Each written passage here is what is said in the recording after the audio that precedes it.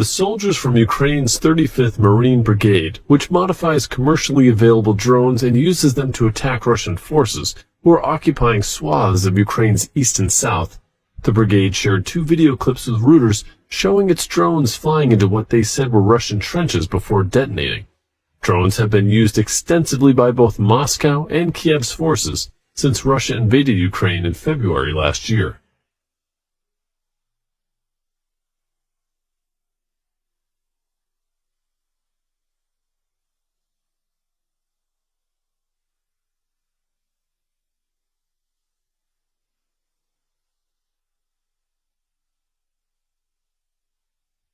Ukraine has said it is expanding its drone program for both reconnaissance and attacking enemy targets in order to narrow the gap between its military capabilities and those of Russia.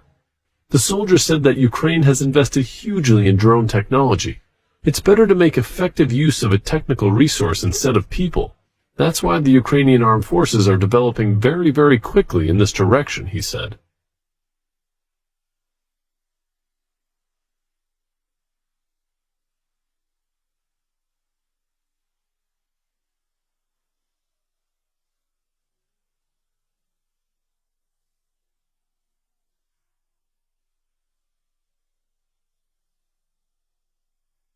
The 35th Marine Brigade soldiers showed off small commercial drones with 4 rotors that buzzed around as they were flown by soldiers using handsets.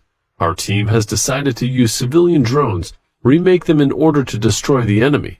They are easy to get a hold of, easy to fit for purpose, Katra said. Another soldier with a call sign Reshik predicted Ukraine would make broad use of drones that fly to their target before detonating, when it starts its much anticipated counteroffensive in the coming weeks.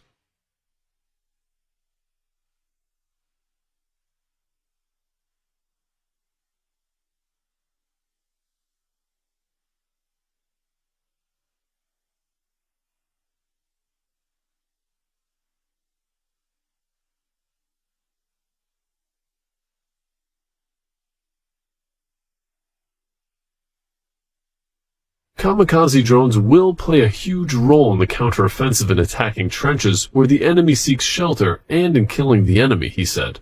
The first soldier said the drones were not vulnerable to Russian jamming systems that use satellites, and that they were airborne for such a short period of time before detonating that radio-electronic interference was also ineffective. Even for the radio-electronic interference, there is a simple, not enough time to start working and interfere with the frequencies we work on, he said.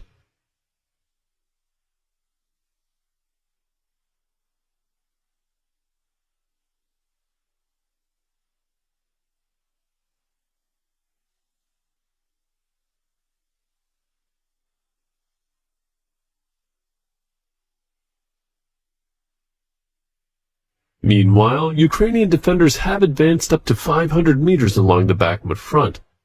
According to the Eastern Grouping spokesperson of the Ukrainian Armed Forces, Serhiy Tribady, reported this on Freedom TV channel, as relayed by Interfax Ukraine and Ukrainska Pravda. Tribady indicated that the previous day was not an exception to the advances made by Ukrainian forces, who managed to push forward up to 500 meters on various sections of the Bakhmut direction, liberating Ukrainian territory.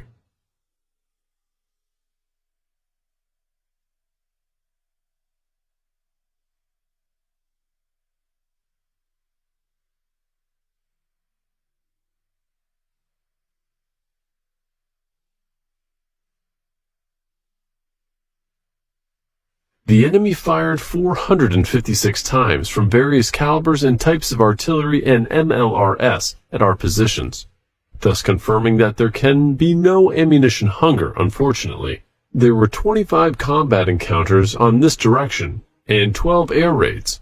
107 occupiers were KIA, 153 were injured, Tribady stated. In addition to these gains, Tribady also reported that Russian armored vehicles were destroyed. An infantry fighting vehicle, an airborne combat vehicle, 6 D-30 guns, 2 electronic warfare stations, 3 unmanned aerial vehicles, 2 Orlan 10s and 1 Zala, and 4 kamikaze drones.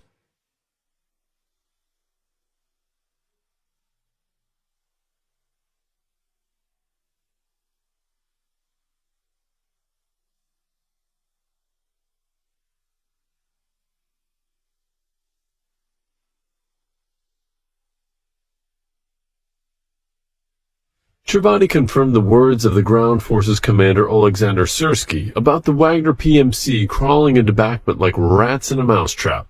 He stated that the occupiers understand that they no longer can change anything, but they do not abandon attempts to take the city. At the same time, they understand that the initiative is gradually shifting to us. Despite not having a large number of reserves, nor having an advantage in equipment or personnel over the enemy, nevertheless, we are defeating Russians, conducting a successful defensive operation, and occasionally attacking the enemy on the flanks, Chervati added.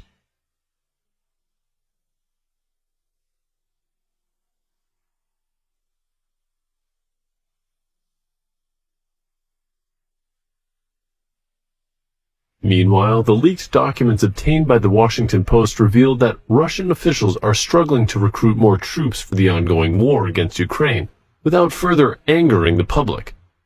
The military is urgently seeking to enlist 400,000 additional troops throughout 2023 for the war.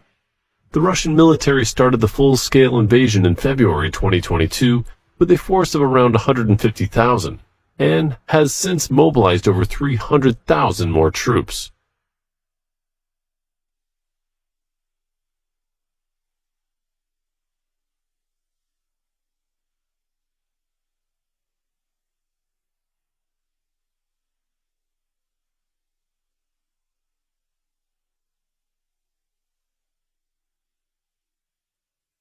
The leaked document estimate that the Russians have suffered 189,500 to 223,000 casualties, with up to 43,000 killed.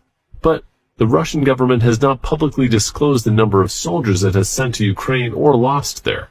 To avoid alienating the public and redirecting any public discontent away from the Kremlin, current plans involve tapping regional governors to organize recruitment campaigns and continuing to draw men from Russia's prisons.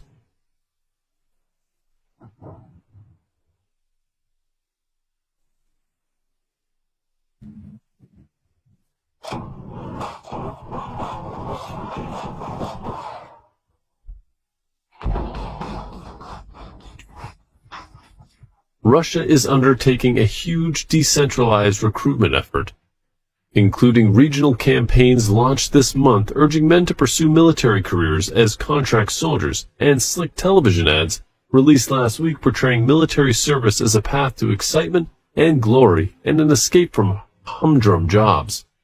Separate from the goal of enlisting 400,000 men for the war this year, Russian Defense Ministry officials reported a Putin-supported plan to recruit over 415,000 contract troops in 2023.